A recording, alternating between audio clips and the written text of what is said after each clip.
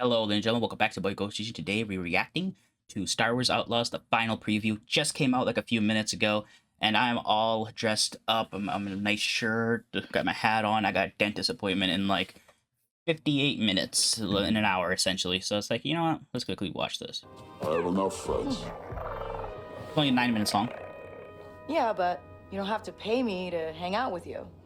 It seems impossible that Star Wars Outlaws is the first ever open-world Star Wars game, but indeed it's true. With that first comes plenty of expectation, but also lots of excitement, nearby. Particularly when the studio handling the effort is massive entertainment, the talented developers of The Division. Speaking personally, I confess that I don't often get hyped up for too many open-world games these days, outside of those made by Rockstar, as those can be counted on to raise the bar every single time, but I have been plenty hyped for Outlaws. I'm hyped for this game too. I don't care what other people are saying. Empire Strikes Back, is it the best looking game on the planet? No. Caliber scoundrel and everything. Yet another Jedi, I just want to enjoy a Star Wars story. Awesome alien creature pet named Nyx by your side at all times, who promises to have an impact on gameplay and not just follow our hero Kay Vess around being adorable. In other words, it's got a lot going for it on paper. Nyx can be adorable. Don't worry, Nyx. The all at next once. job will be better. And while it doesn't seem like Outlaws will do any Rockstar-like bar raising, after playing a near final build of it for 4 hours across 2 different sections of gameplay, I can say it's still one of my most anticipated games yet to come out in a busy second half of 2024, and it feels very Star Wars in all the right ways. August and onwards of 2024 is going to be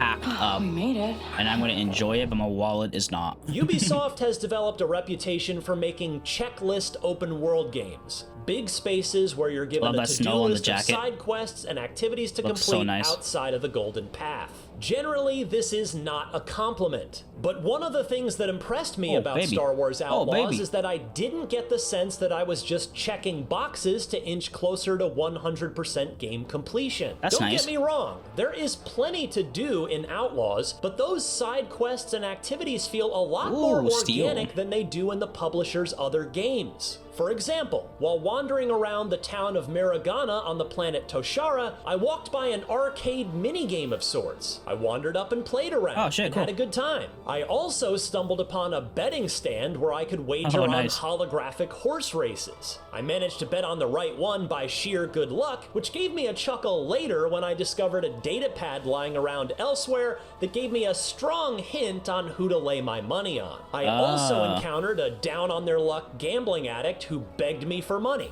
I obliged, enabling his vice and leaving with a promise that he'd share in his winnings should he find himself back on Lady Luck's good side. Naturally, there's also a cantina, and I even saw a sabacc table, but I lacked sufficient funds at the time to buy in and play. Someone told me that the Hutts are scrambling to get back something of Jabba's. Welcome to All Kessel of these Sabacc. optional activities feel very natural on the planets and towns of Outlaws, and that's true in part because of the excellent art direction that makes every location ooze Star Wars authenticity. This game looks like it has good art direction. From the lighting to the architecture to the NPCs milling about, Massive has, based on what I've seen so far, done an excellent job of setting an authentic Star Wars stage. I don't know if I should put this game on PC or on PlayStation. I think I don't want to risk it on PC just in case it can't handle it. Then I have to return the game, and I won't even get money back. It'll go into my wallet or something in this game store. PlayStation at least is guaranteed I'll be able to play it. Double-crossing as she needs to in order to look out. But it depends on the system requirements. In occasional dialogue choices that pop up during cutscenes, adding a bit more player agency to what would otherwise be a mini Star Wars in-game movie. Will those choices affect how the plot ultimately plays out? I wouldn't bet on it, but there is a laudable faction reputation system that tracks how much, or little, each of the in-game syndicates likes you. Double-cross the Hutts and you'll harm your reputation with them, but increase your standing with the Crimson Dawn. Piss off a faction enough and they won't let you into their territory, meaning you'll have to sneak in and stay undetected if you want access. Like that, that's cool. If I say no? Now that you know who I work for, I can't let you walk out of here.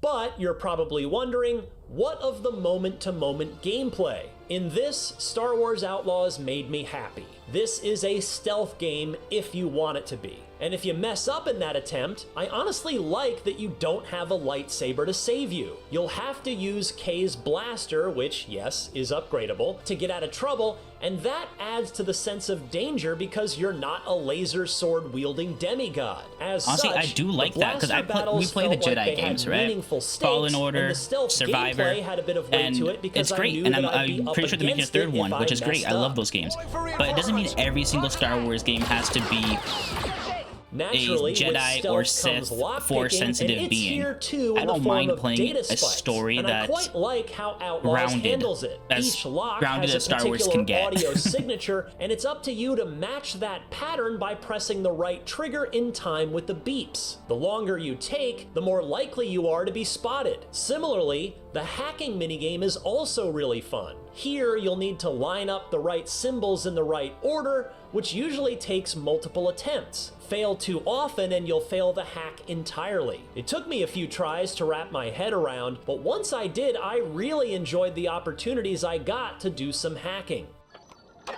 Nice.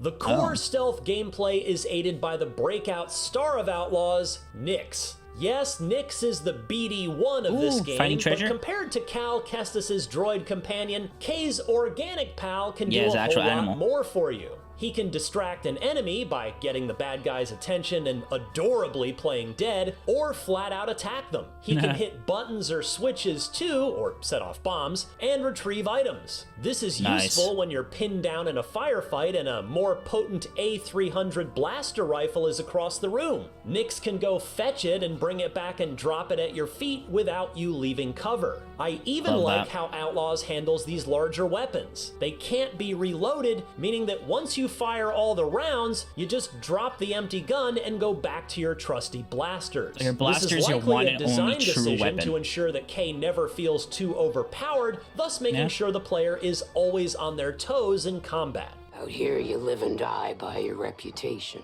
Finally, you can't have an open-world Star Wars game without ways to get around that expanse, and in Outlaws, Kay has a speeder bike that, as you'd guess, can also be upgraded. You can win credits doing races, or just stop off along the way to your destination at some interesting-looking pit stop. The bike controls well. It almost feels like driving a boat in Wave Race 64 in that it's pretty fast and arcadey and maneuverable, but hardly handles like it's on rails. That's good. I mean, if you're gonna have open world with a driving system, it's gotta be good. Ship, the Trailblazer, and the ship is what I'm most excited for.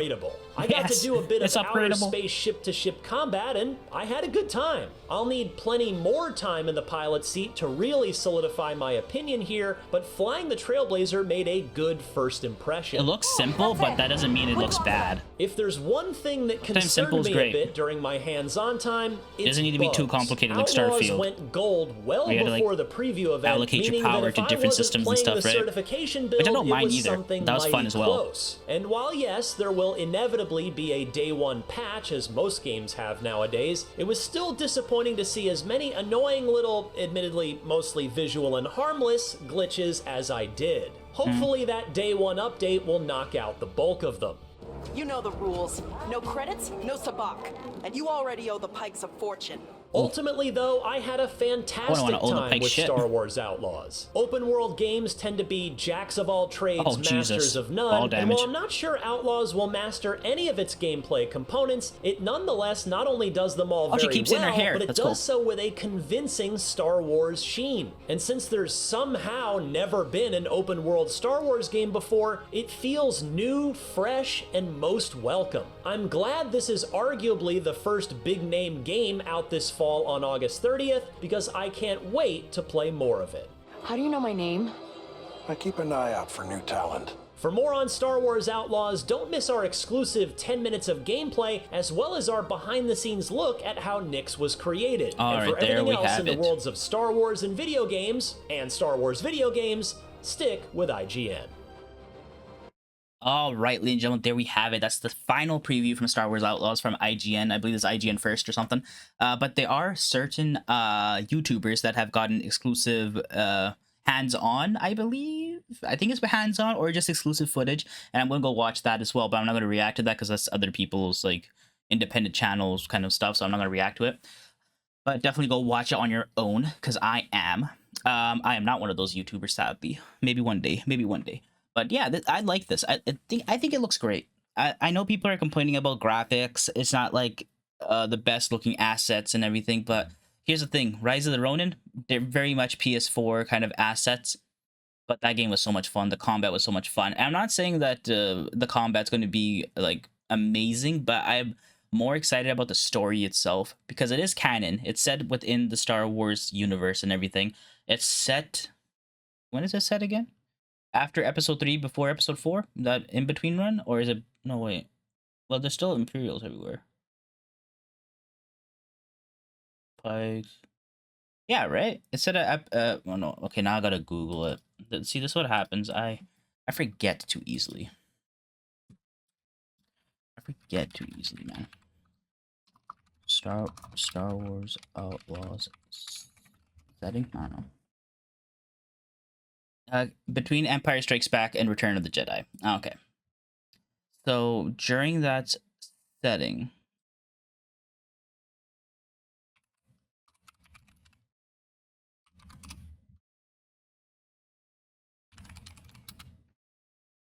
So that would be, never mind. So that wouldn't be, that would be between episode 5 and 6, right? So during that time, what happened during that time? I haven't seen these movies in so long. Hold up, what happened? So episode 5. Oh yes, Han Solo gets taken by Boba